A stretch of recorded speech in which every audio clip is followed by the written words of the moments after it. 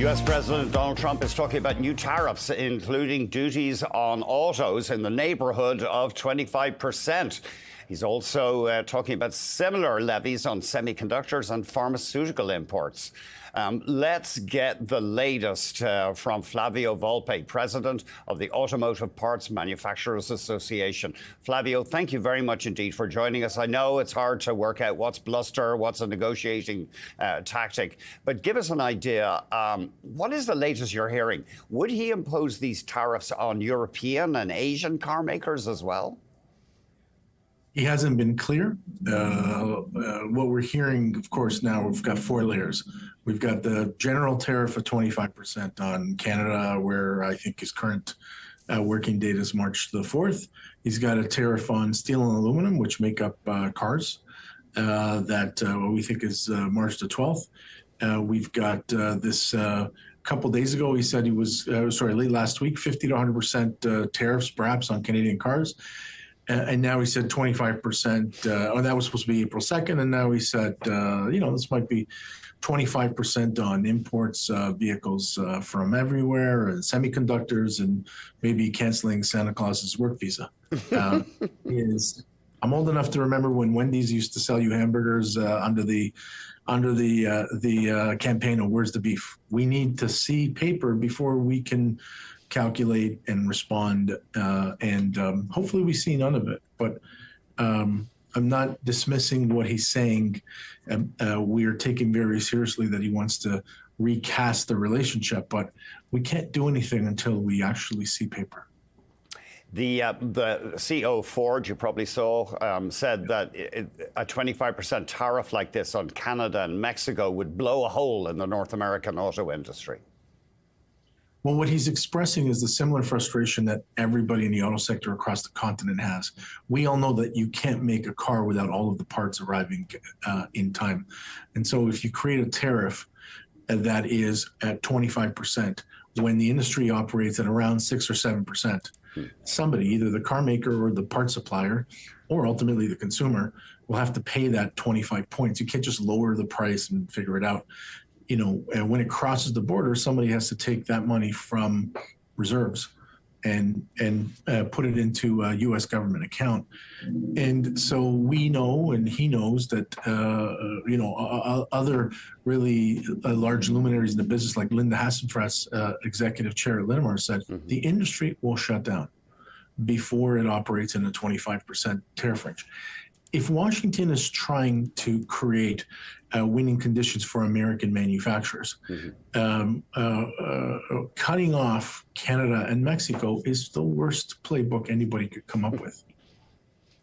It does. It's mind-boggling, but of course some of it might be threats. And this latest round of tariffs not going to kick in till around April 2nd. So there is a bit of a window there. But as you say, there's a kind of mezzanines of tariffs now that have been threatened. Well, he's got the Trade Expansion Act that has the Section 232 tariffs, which are, is something or some country a national security threat to the U.S. He used that in 2018 on steel and aluminum, but he investigated cars, parts, vanadium, uranium. So he could use that. I think that's what he's talking about in his first executive order that says bring this report back on April 1st, and now he's conflating the two. There's also the Section 301 tariffs that he had used and that Biden used on China. That's when you declare an international economic emergency and the president has unilateral right to do something for 120 days before he justifies it to Congress. But there's a lot of legal opinion, both American and Canadian, that says IAPA doesn't allow for tariffs. That's unprecedented. You use that for real emergencies. So it's important for us to see what he uses and where he uses it. Is it a pressure tactic to bring us back to the table, USMCA early? What would he like to see? I'll remind everybody that during the original NAFTA renegotiations, what the Trump administration said is they wanted to see local content numbers from NAFTA at 62.5% rise to 85%, and 50% of it in the U.S. proper, and that all parts get traced down to the raw materials. Some of that was really crazy, like on plastic parts that come from bitumen. Do we need to know where the dinosaurs died and when they died? But the principles are there. It might be that he's coming back to that. But again, he also cut Ukraine loose to the Russians yesterday. So I think we have to kind of let the wine breathe here, be disciplined, stop trying to plead our case to people who know the math, who don't care about our pleas. They just see our weakness and present our defense. And I'm going to Washington tomorrow in that effort. Hey, by the way, here are the numbers. In case someday you're going to come back around to the math and science, especially when we're negotiating, you should know that 156 plants employing 50,000 Americans in 18 states are owned by Canadian auto suppliers. We're American investors and American employers. Don't cut off your nose to spite your face. Flavio, we've only about 30 seconds. Have you heard of companies in your industry actually moving to the United States or making plans to build manufacturing down there? No, not yet. And we've heard companies like Linamar double down on Canada, $1 billion on Canada and various plants here, especially in the electrification side. What we're hearing from companies, if they have time to wait before they make a decision, they should. But he's about to raise the cost of everything in the U.S. All these tariffs are going to be inflationary, and the cost of money is probably going to go up.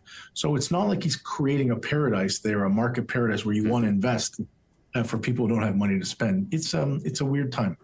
Flavio, thank you very much indeed. My pleasure. Flavio Volpe, president of the Automotive Parts Manufacturing